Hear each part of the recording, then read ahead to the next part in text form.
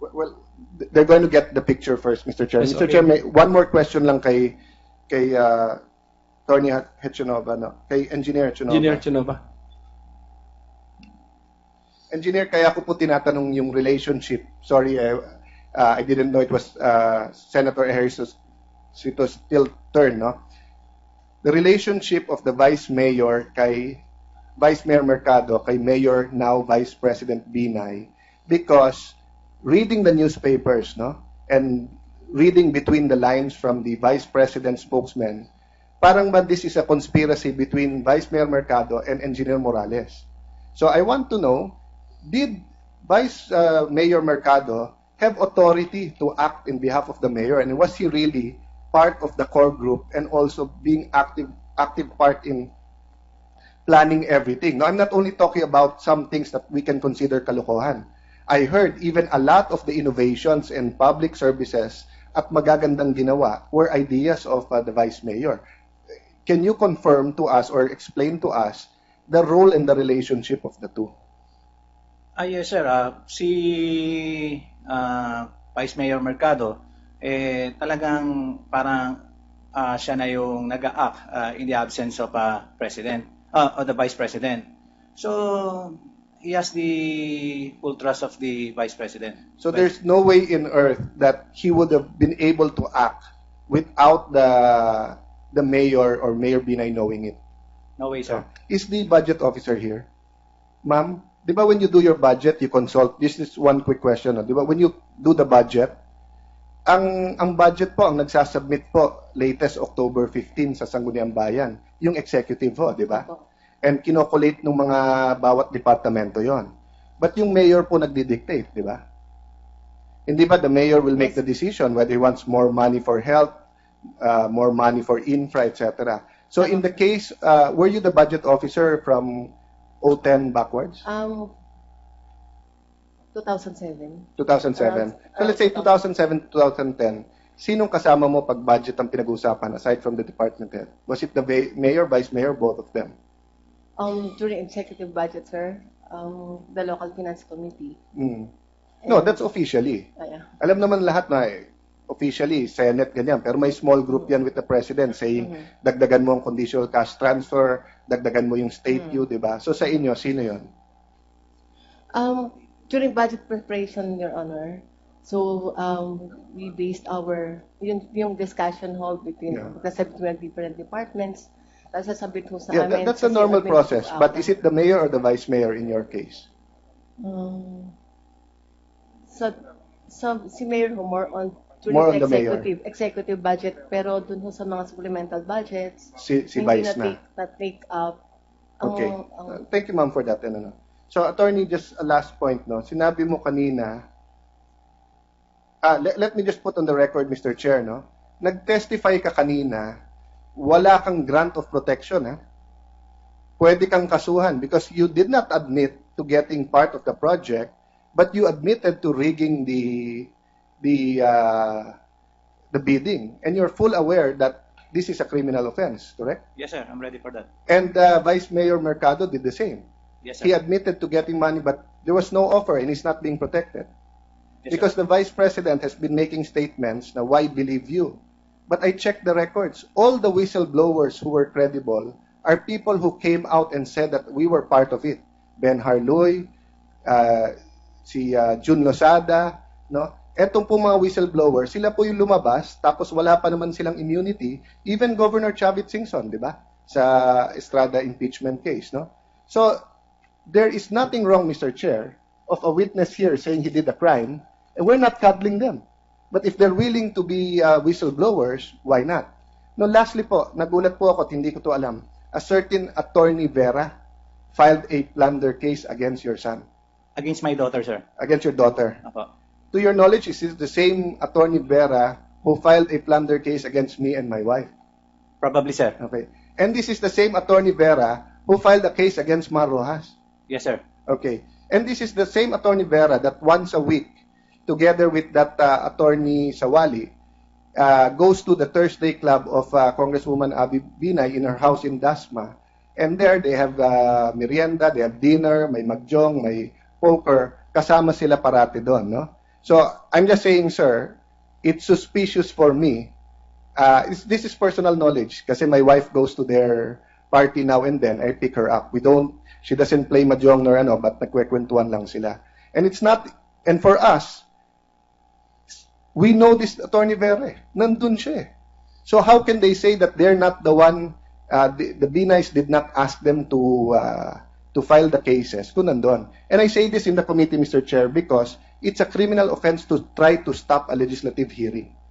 And isn't a threat on the senator and the witness, even indirectly away. But I'll let it go. No, but at least the public will know that this Attorney Vera is not a crusader. No, he's a classmate and very close friend of the daughter of the vice president. But anyway, that isn't the issue. The issue is the building. So, sir, despite these cases sa anak mo pa lang, what if they start filing cases against you? Will you still continue to uphold your testimony? Baka naman next week, kung may threat, etc., you'll tell us the reverse. No, sir. I'll stick to my statement. If we call back Vice Mayor Mercado, will he confirm at least the part about his relationship with the former mayor and now the vice president? No? Siguro, sir. To your knowledge, will he also have a working knowledge of yung mga napag-usapan natin today, including yung bidding? Meron po, sir. Okay. Now, Mr. Chairman, at this point, may I ask that we call Vice Mayor Mercado to our next hearing? September 11, yes. Sir, this is really building, but although I can read on it, but you have it correctly, sir? You built it. Your company built it. Senator Cayetano, apologies. Sen Alan. Apologies. I have to advise that I am here today as an independent consultant. No, this is a product, sir, of my research. Because every time I read a name in the paper and I saw you were I researched it. So without asking you or your company, I did my research and this is what I found out. So I'm not saying you built it personally, and I hope I don't get you to trouble. But I just want to make sure the comparisons are correct. No.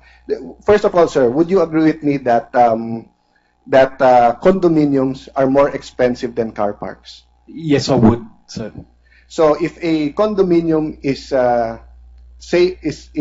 more expensive than a car park, that's normal.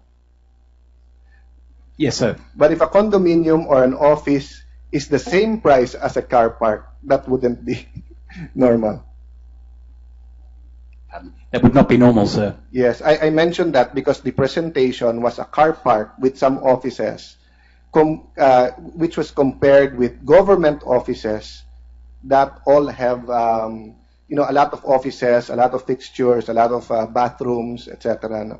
So if you're not comfortable, sir, let me just be the one to say it, that this is a 32-floor office and retail space with 5 floors of basement parking, 8 elevators, low zone, 8 high zone, 2 parkings, etc. The finish is American granite floors, Macedonian marble walls, American timber wall panels, Italian ceramic tiles, which gives you an example, Paniero, of what world class is, no?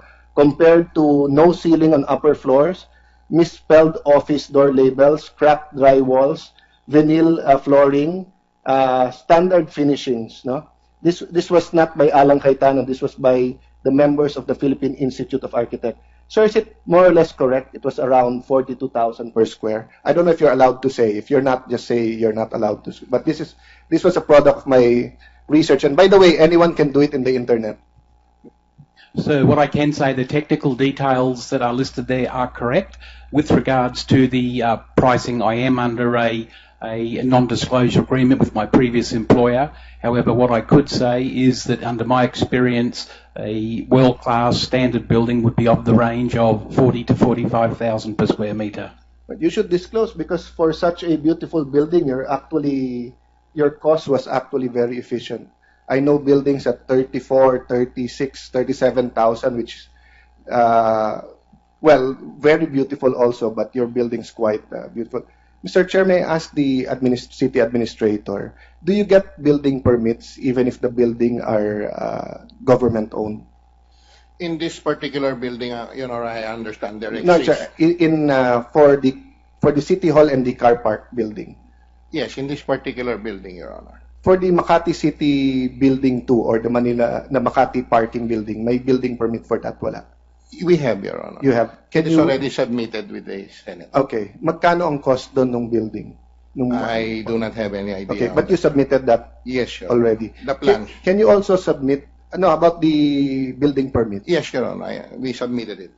Okay. And your building permit in the Makati, there's an estimated cost of the building, correct? Well, I am not sure about that, Your Honor. It was submitted by our technical team, and I Yes. just Well, noted. anyway, I want to save time, but I looked at the different cities in Metro Manila. Meron parating estimated cost. So can we also have, since it's public documents, we will just send you a letter for certain buildings that ginawa din ng Hillmark so that we can compare the cost. Thank you very much, Mr. Chairman. Thank you, Senator Cayetano. Engineer hEchanova, a few clarificatory questions before we suspend our hearing. You were there at the first bidding, right? You're part of the BAC. Yes, sir. Yes, Okay. Your Honor. Although you bidded the first phase, definitely you had an idea of the cost of the entire building. There must have been a plan, di ba? An architectural plan showing the entire building. Dapat po sana gano'n, Your Honor. Pero Walang kasi ang isinabit lang sa amin ng engineering, yung phase 1, phase 2, hindi kami nabigyan ng ballpark figure kung magkano yung aabutin ng buong building. So nung binid ang phase 1 ng building, hindi nyo nakita ang final look or plan for the building. Wala. Hindi po. Oh, so that's a revelation. Huh? Okay, DPWH, na next hearing na lang, please clarify sa next hearing na po, ano? Kasi we saw a variance in the figures that you reported. May 107.65 square meter difference po tayo from what you announced at last Monday and today. And then Atty Peig, correct us, no, if we are wrong. Ang earthworks natin is 11 million plus, 11.7 million. Ang board piling works natin, 132.4 million pesos. Ang sheet piling works natin, 21.1 million pesos. Ang pag-compute namin, 165 million pesos divided by the area you declared, 32,000 plus square meters. Pumapatak na 4,687 per square meter ang cost sa piling. So, paki-double check kasi because you said that the piling would bring up the cost by 8,000 pesos per square meter. So, We'll validate that. the cost is actually lower than 8,000. So, let's talk about the. So, we have another setting, September 11. Actually, you're all invited to come back. Who cannot come back? Mr. Jackson, can you come back, or you cannot come back by next week? Yes, I would be able to attend. You'll be able Senator. to attend. So, okay, there's no need to extend Mr. Chair. our hearing today. Just an administrative matter, can the Hillmark submit the PowerPoint that they Yes, Hillmark's presented? PowerPoint. Then may I ask, has the digital as-built, has it been emailed? We're still working on it, Your Honor. Okay, but can you email it before the end of the day? Because it should be available on the hard disk. Just press send. Please come prepared, Hillmarks. Ganun po. And dali nyo na lahat. Please anticipate the line of questioning. Nabuksan na rin po yung other projects ninyo sa Makati. Dali nyo na rin po lahat ng all about your projects in Makati. Just to be prepared. But we will ask for submission on the Makati Parking Building 2. Yung iba, depende na po yun sa line of questioning sa September 11. And of course, the city officials of Makati, please come prepared also for the next hearing. Parking Building 2 and anything related about Hillmarks, baka doon na yung, let's anticipate the line of questioning of my fellow senators. So, okay, we have had a long day. Commissioner Fabia, thank you very much. All of you, Mr. Cuervo, thank you for your presence. Ms. Bagsit, we will ask you next hearing if there have been additional expenditures after December 31, 2013 on the Makati Parking Building. Okay po. Next time po, you just check your records para handa kayo. Yes, Your Honor. Okay. So, Vice Mayor Mercado will be invited. The board and the officials of Hillmarks will also be invited. So thank you very much for your time. Our hearing is hereby suspended until September 11 at 10 o'clock in the morning.